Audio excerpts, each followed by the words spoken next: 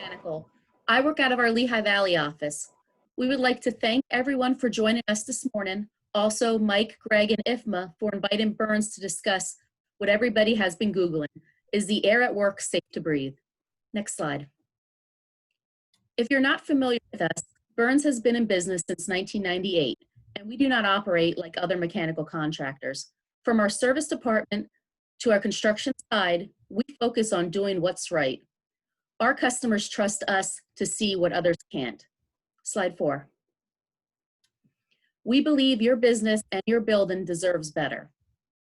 We know how important our customers' time is, so we take you from the start of a project with our reliable estimates to completion. Our project management team focuses on minimizing downtime and makes sure everybody is informed on what we are doing and what our next step is. Next slide. With our engineering team, no building is out of our technical expertise, from medical facilities to office spaces. Next slide. We provide service, construction, and energy solutions. Now, Dan Kerr will talk about what is on all of our minds, COVID. Thanks, Kristy. You'll notice I'm gonna work from a bit of a script here because I wanna stay on point to safeguard everybody's time. So I'm gonna give a kind of a brief overview of what we're calling a 3-step process to reopening your buildings. Everyone is unique, and then I'm gonna hand it off to Marc Antonioli, who is living with the day-to-day with several of our clients. And he'll get into some more detail. But as the region prepares to reopen commercial facilities, a lot of questions obviously are arising about HVAC systems and their role in reducing infection. So I'm sure you've seen plenty of product claims and plenty of business opportunities abounding in kind of what's an environment of fear. So right off the bat, we have to caveat that each building and circumstance is unique. There's no single answer that we can point to, and we also hope that it's clear that you can't HVAC your way out of, sound social distancing and hygiene practices. You have to use your common sense. Those points made, we've spent a lot of time synthesizing the latest engineering and scientific evidence. We don't represent any products or any makes or anything like that. So we believe that we can truly give you unbiased backdrop for what we're facing right now. And like I said, though, no one size fits all. We've attempted to break a large problem into a 3-step process, focusing on unbiased fundamentals. And it's maybe a little bit different than what you might be seeing otherwise. So next slide, please.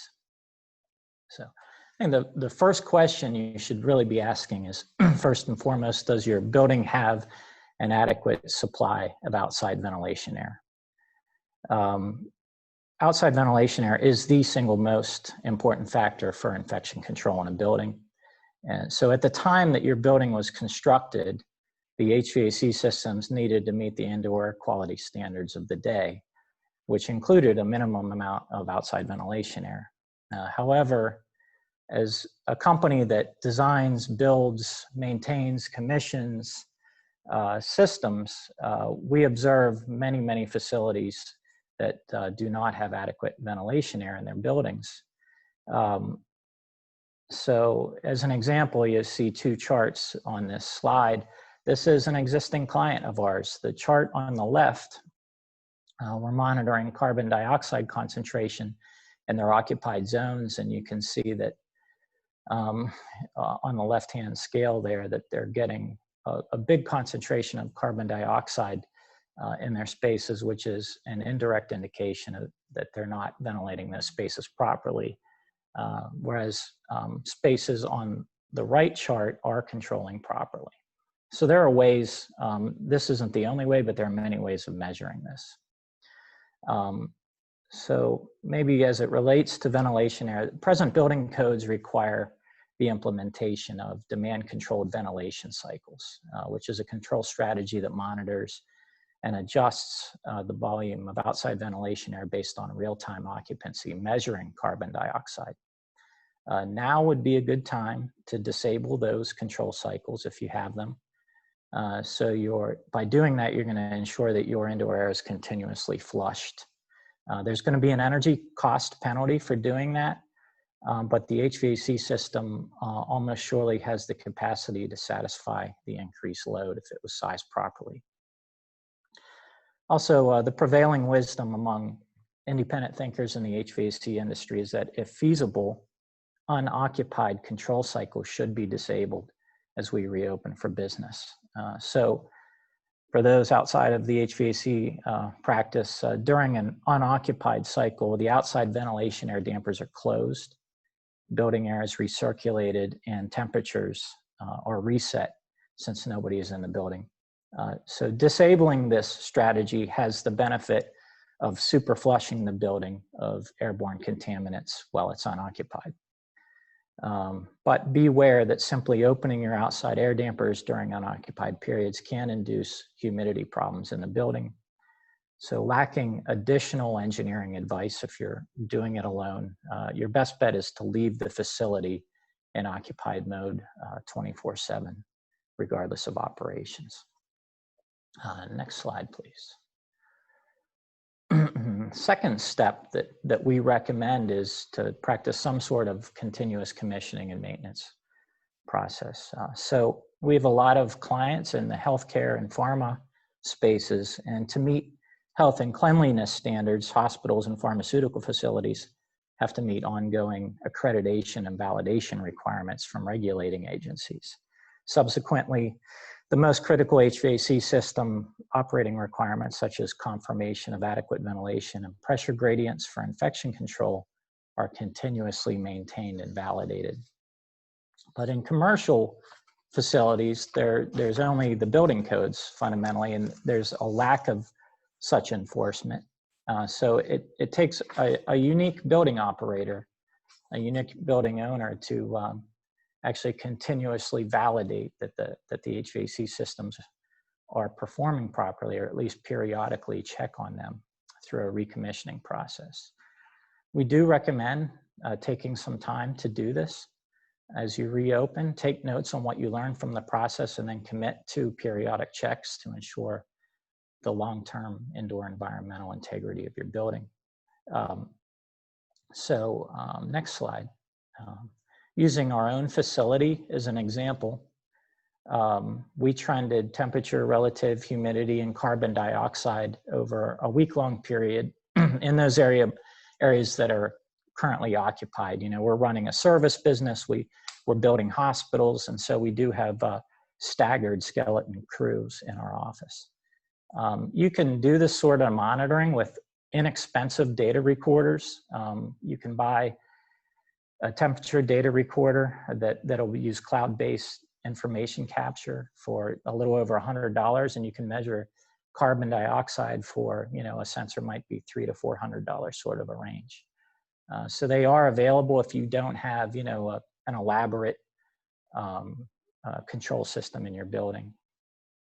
So what this chart shows fundamentally is that our systems are operating as they were originally designed, which gives us, you know, that additional measure of comfort as we open our buildings, that our HVAC systems are doing what they're supposed to do. But again, you know, this is not a substitute for social distancing, for cleanliness practices. I should say that our HVAC systems are nothing special. We're in a tenant office building. These are just packaged rooftop units.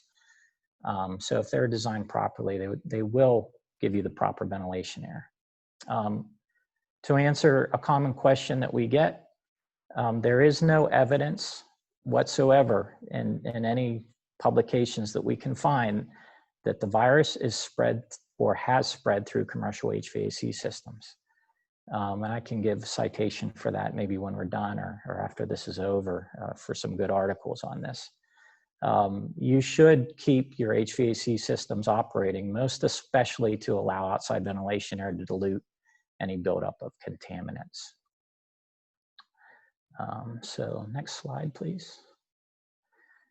If you have chosen to shut down your commercial HVAC system over the past several weeks, or if you have deferred maintenance or otherwise question the quality of your HVAC maintenance, your startup process should be a little bit more cautious.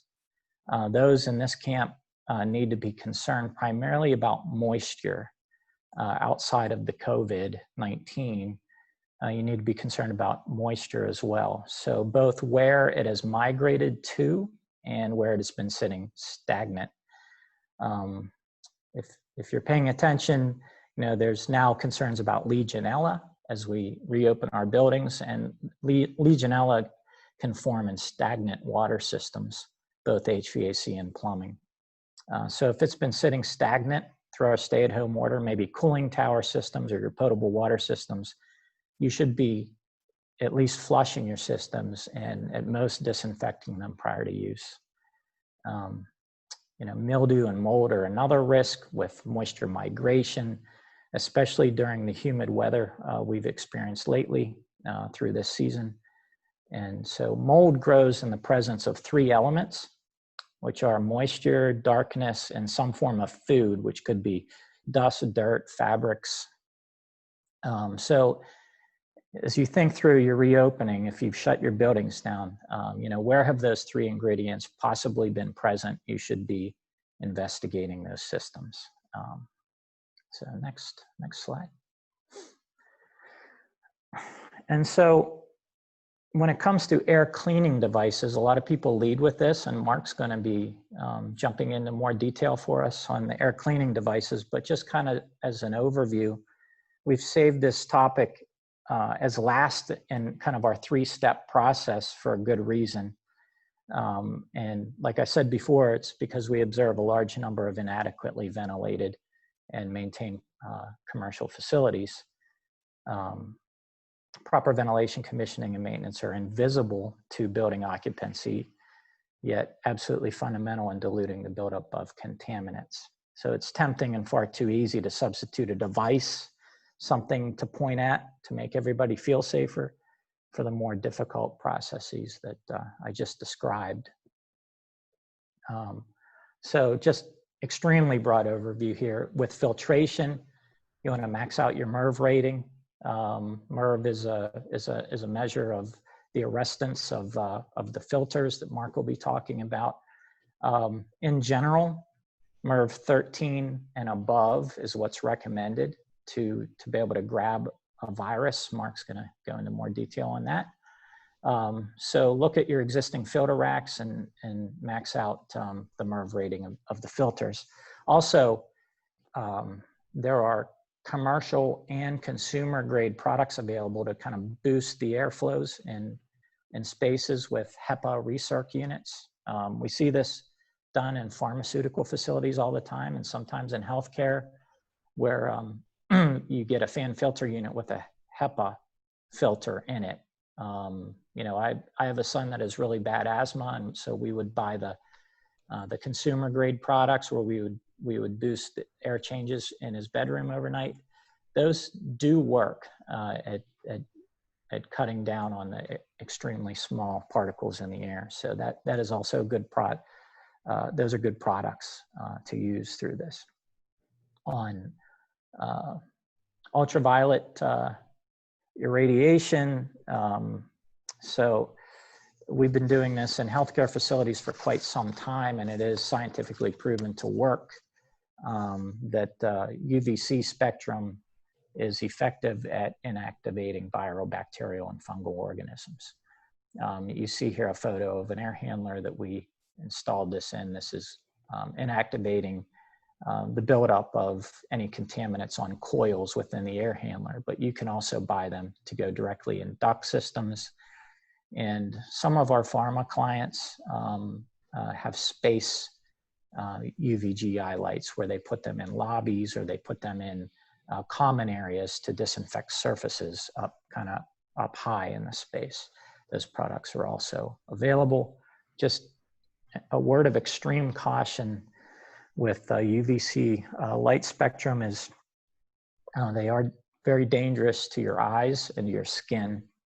We've experienced some people getting their eyes burnt without wearing proper PPE as it's being maintained. So there are a tremendous amount of additional products available, bipolar ionization, other products like that. They aren't, I'm just going to give the broad statement that they aren't as well vetted and tested independently. They don't have enough track length yet to really kind of hang your hat on and say, absolutely, this is going to work.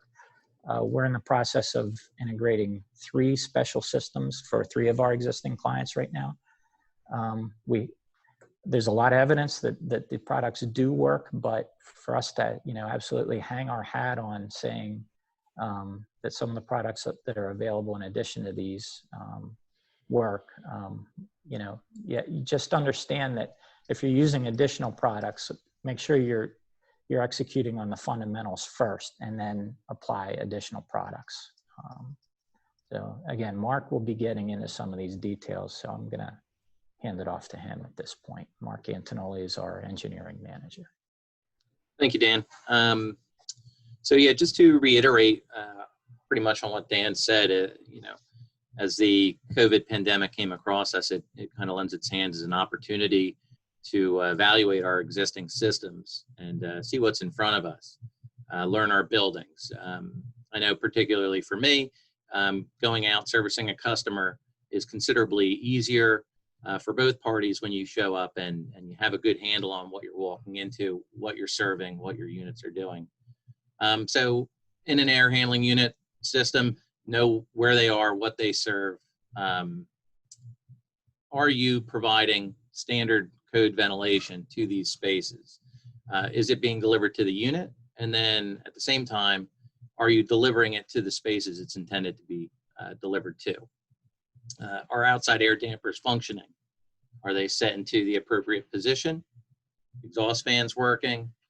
Generally speaking, just knowing your system, ensuring that it's functioning and getting to that base level of ventilation, and then following some of these guidelines that are being thrown around and discussed across the industry, and building on a good foundation, some of these improvements and systems for increased outside air and advanced filtration.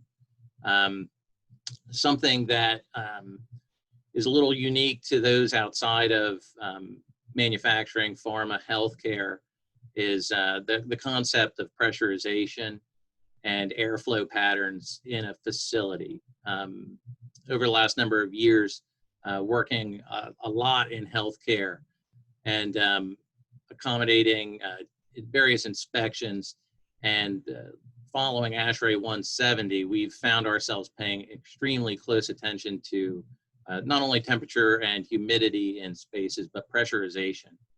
And just the natural ability to have clean air pressurized out to less clean spaces and negative air for dirty areas and exhausting that air appropriately. It's a big part of healthcare right now, and it's only natural that it's something to filter down and consider in all avenues of commercial, office space, anywhere air handling systems are applied. Just kind of put together a plan and work with your team and a contractor or an engineer to establish good airflow patterns and just keeping an eye on pressurization and maybe thinking a little bit harder about it, a little bit more about it as things move forward here. Next slide, please. So just kind of staying on the topic of, or starting on the topic of filtration. Over the last number of years, following healthcare standards for filtration, we find ourselves with a number of areas where filtration's up to, MERV 14 and up. So operating rooms we're largely utilizing HEPA filtration. We're keeping track of our outside air change rates, our total air change rates. We're monitoring these systems and observing them and treating them in their own right like a sterile environment. And we're taking extreme caution, looking at diffusers, at GRDs, making simple cleaning measures, looking at UV lights. It's very rare that we have a a system installed in a hospital that doesn't have a UV light package from the factory. So this is something that we're paying extreme attention on. But there's a level of accountability, like Dan stated, that there's a governing body, there's accountability to ensure that these systems are functioning as desired. In commercial real estate, in office spaces, this level of accountability really hasn't been prevalent. It's more of a means of ensuring that complaints are down and that systems are functioning. But it's really an opportunity now to pay very close attention and get these units performing and potentially increasing their performance moving forward with ventilation.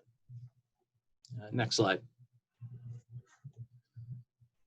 So just discussing in general the COVID pandemic and this particle that we're dealing with here.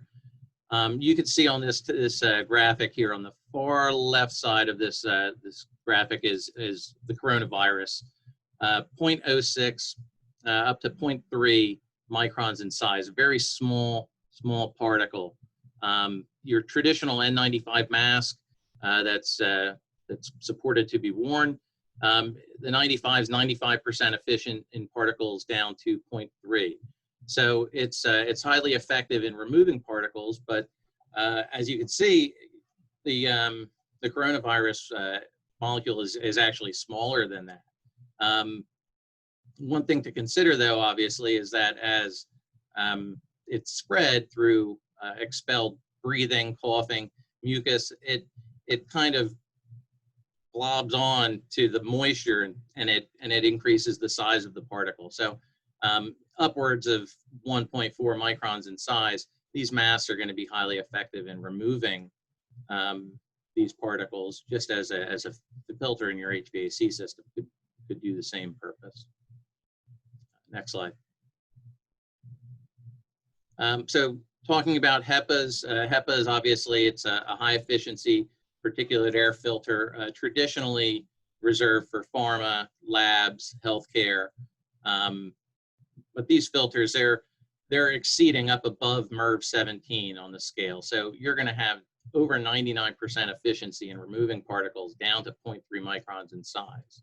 So highly effective, highly efficient filtration, but specific to equipment designed to handle such a level of filtration, high pressure drop that the fans have to overcome. You can't just go and put these units in any air handling unit and expect it to function appropriately. So as Dan mentioned, maxing out your MERV, increasing your filtration from what would be deemed like a typical MERV 8 filter up to a MERV 13, 14 filter to improve your efficiency. This is attainable on your commercial packaged units. This can be achieved.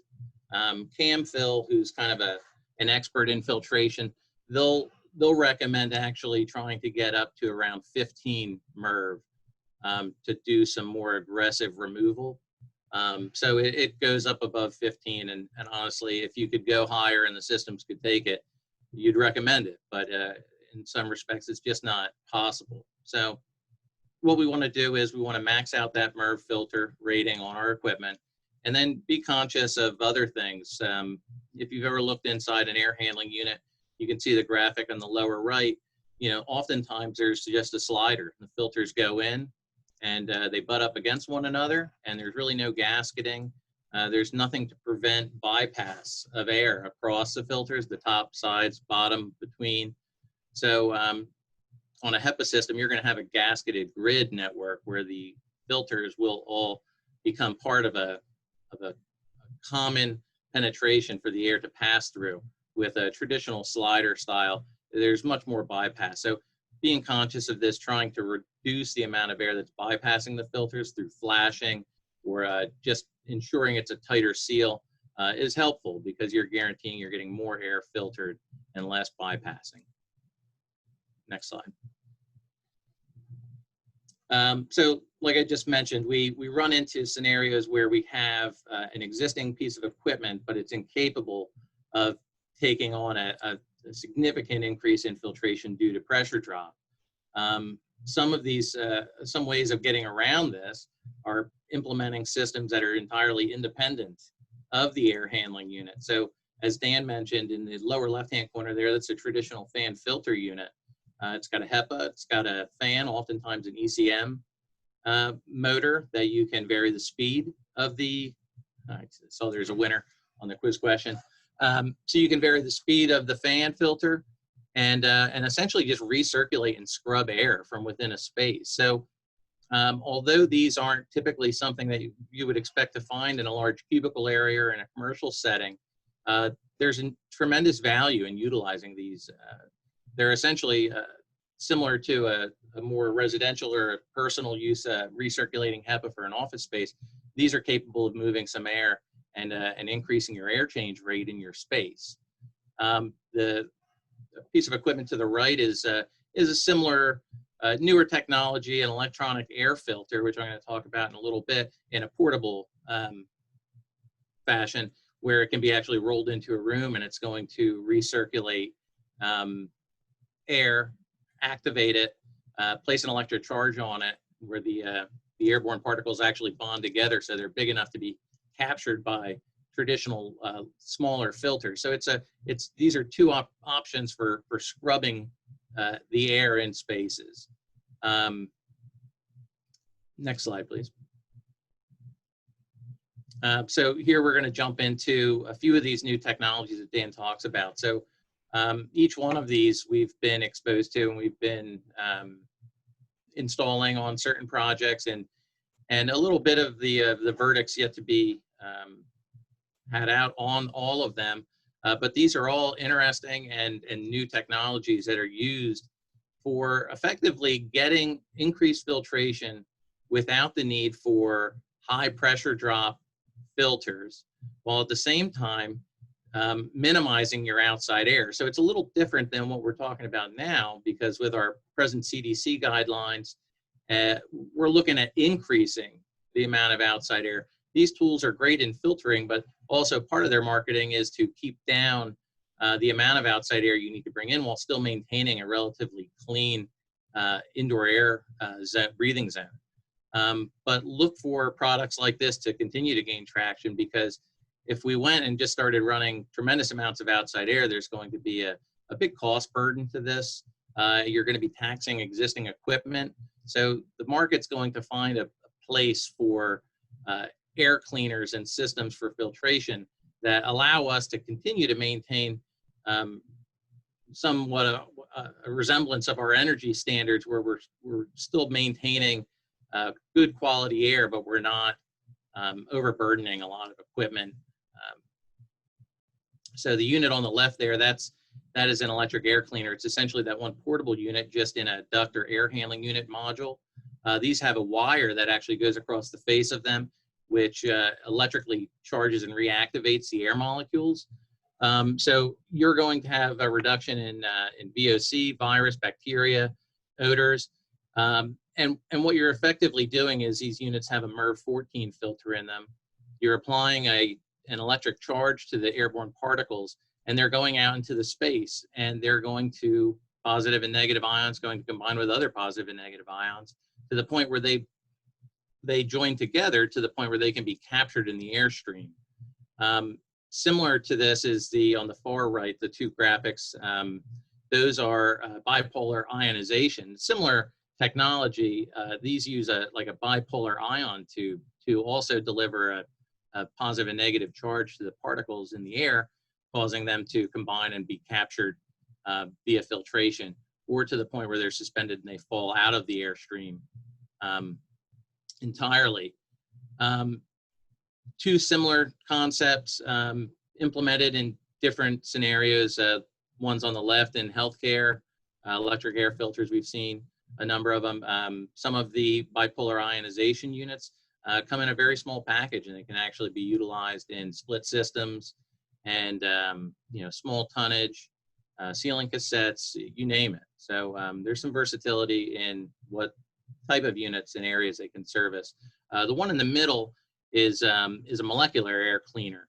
So effectively how that works is air is taken continuously from the space, and it's run across an absorbing cartridge, which accepts some of those particulate in the airstream, to the point at which it's deemed time to reject.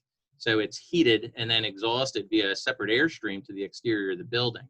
So effectively, you're just continually treating and dispelling the bad air from the space, and it allows you to continue to bring in a relatively small amount of outside air in comparison.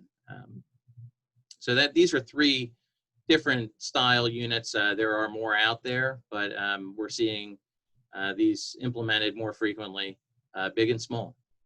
Next slide, please. As far as outside air goes, just kind of getting back and dwelling on the idea of verifying you're providing design outside air to the occupants. So following ASHRAE 62.1, calculate and verify and standardize your required outside air into the breathing zone.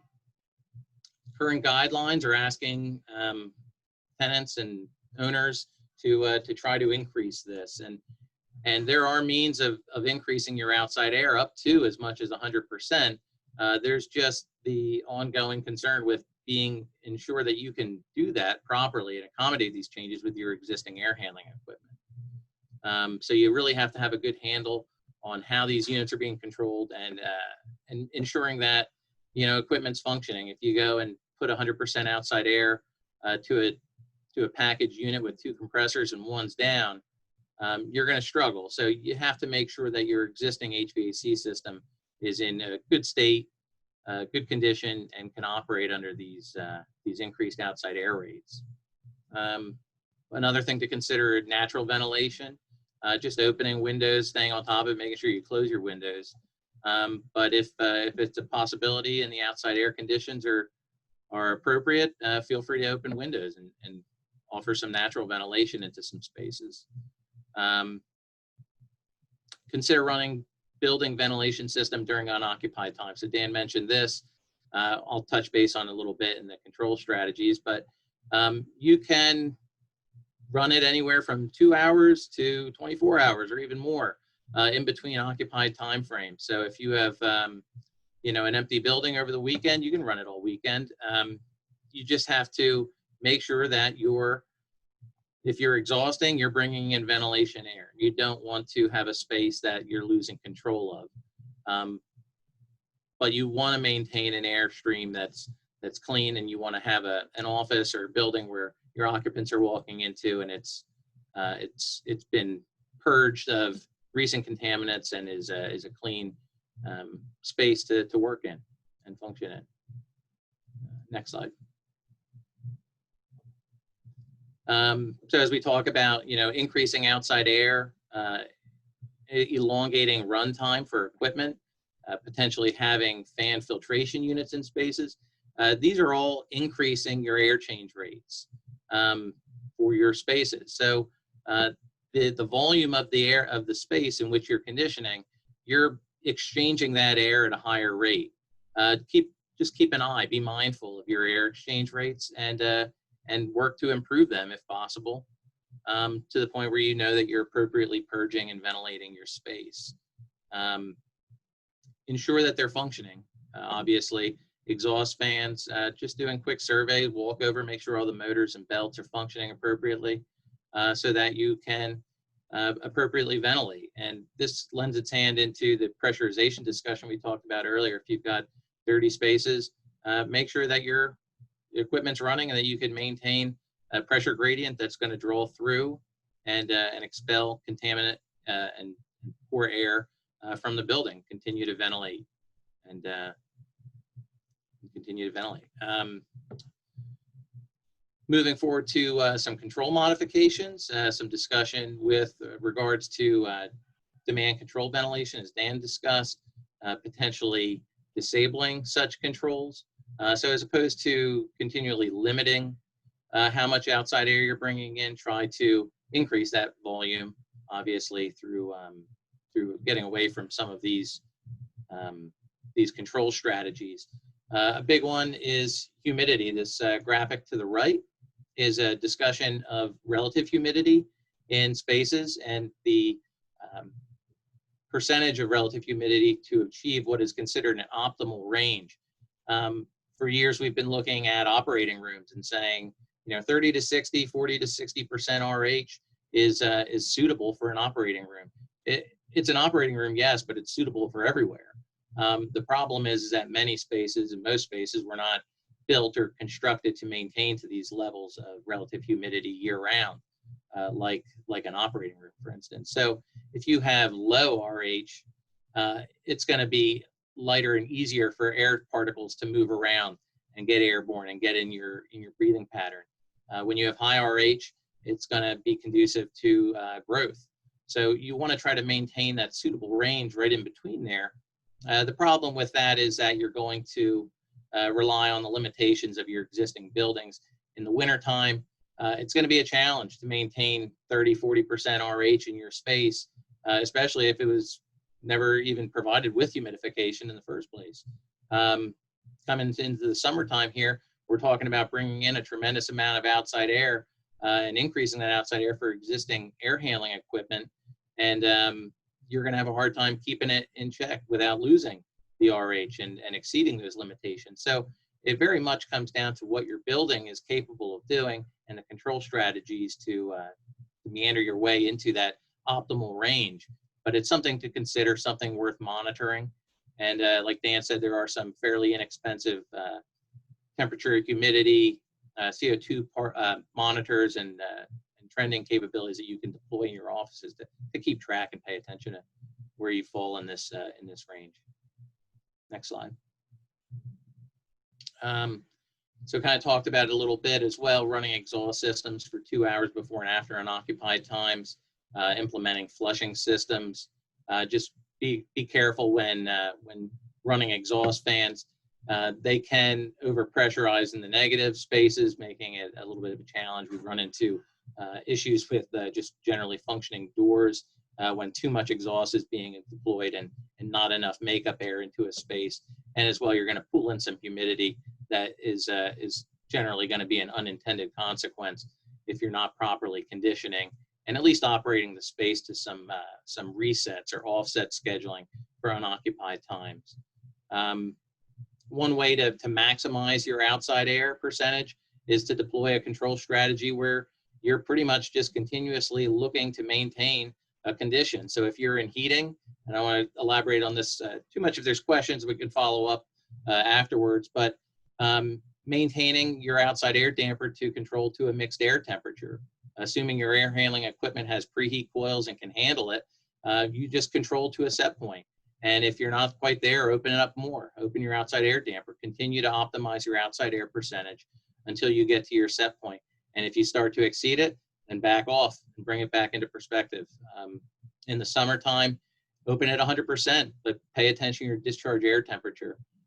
As your discharge air temperature slips and slides away from your desired set point, back off on that outside air damper. But it's a real-time reset schedule that you can deploy to control your air handling unit's discharge air temperature. Another thing to consider also is the discussion of cross-contamination when it comes to energy recovery units. There's tremendous number of energy recovery units with energy wheels that are taking exhaust airstream, running it across a wheel, and preconditioning your intake air, your ventilation air. There's been some discussion about bypassing this recovery or disabling this level of recovery. Like Dan said, there's no proof of cross-contamination and spread of COVID via the HVAC systems.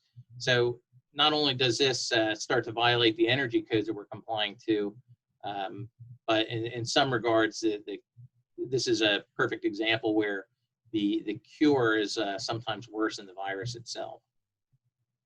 So we want to look at each one of these situations a little specifically and make determinations based on sound information. It's not necessarily always within reason to just go and make these adjustments without really consulting the impact across the board of your building and facility. Next slide. So a lot of information. Obviously, we talked about filters and air pressurization and outside air and humidity control and ATC. And all of this is very important stuff, and it's all worth discussing and understanding. But the limiting factor very much is your building. So, you know, what changes can we make in a building, our building, to improve our indoor air quality, given all of these different options worth considering. What's our building capable of doing? There are limiting factors that your building and your existing equipment are going to have that's going to make this a bit of a challenge. So next slide, we'll talk about a few of them. All that outside air, obviously summertime, wintertime, you have to consider your cooling coil capacity, condition of your equipment, your heating capacity, preheat coils, reheats out in the space, increased filtration, the concern being fan horsepower. If you increase filtration too much and your fan performance suffers, your filter performance is going to suffer. So you really need to weigh the pros and cons when you're making these decisions related to filtration. Building automation limitations are going to hinder your ability to deploy some of these outside air sequences to maximize your OA. Duct and pipe sizing, existing system limitations, just the design that the building was designed to maintain in terms of drawing outside air in general from common ductwork, for instance. And then obviously, quite possibly the most important is just the existing equipment, the functionality of your existing equipment, ensuring that everything is running, everything is working, it's been maintained, you have a good handle on what you have in front of you and how you can optimize that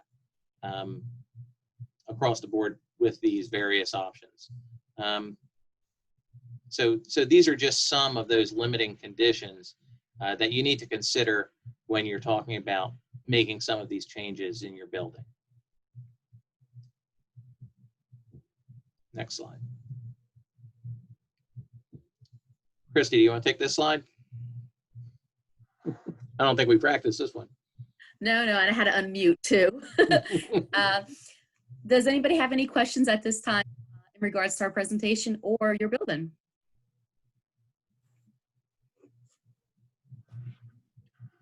Kristy, I didn't see any in the chat box either. No, I didn't see anything either. What about you, Mike? How's your building operating? Our building is always a challenge. We're in a building that dates back to the construction was late 80s. There's been limited renovations since that.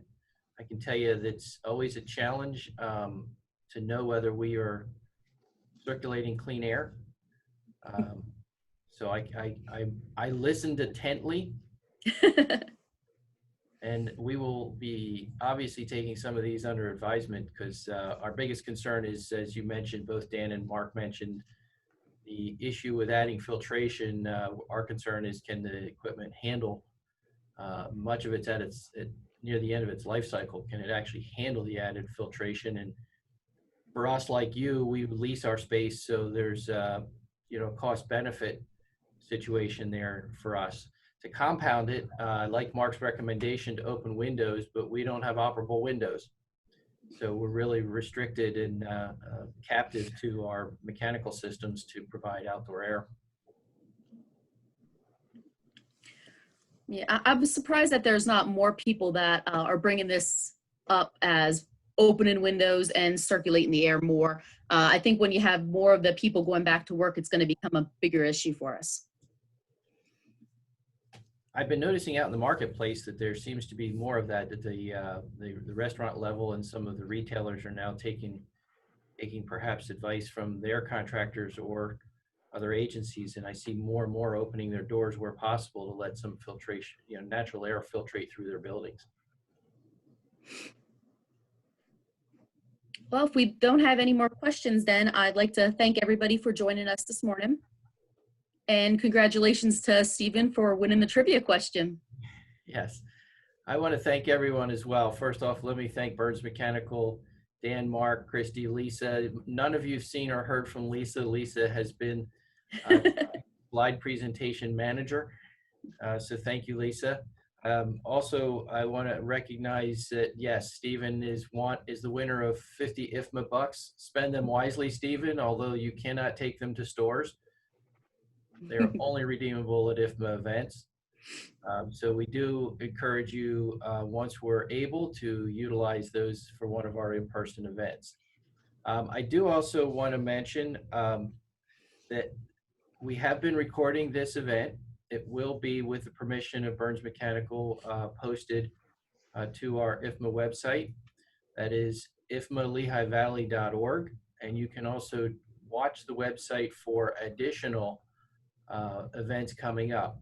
I do want to say that I did in the chat box get a couple of private messages that indicated that they were very pleased with this presentation and would like to see welcome more meetings or more presentations as it surrounds this type of subject matter. So our programs committee will take that under advisement, and we'll look to put some more programs of this nature out on Zoom or some other platform for you. Dan, am I to assume we can record that by the thumbs up? That's the thumbs up. Yep. Okay. We will be posting this within 10 days to our website. For those that did not attend our previous event, all of these Zooms will be recorded and placed onto the website after typically 10 days after the event was held live. So I do thank everyone again. Do we have any last minute questions for the panelists from Burns Mechanical? I also want to let everybody know, if they want to reach out to me afterwards, my information is listed there. Feel free to contact me. All right. Well, thank you all. We look forward to our next presentation, and you all enjoy the rest of your week and weekend. Thank you, Mike. Thank you. Thanks, everybody. Thanks, everyone.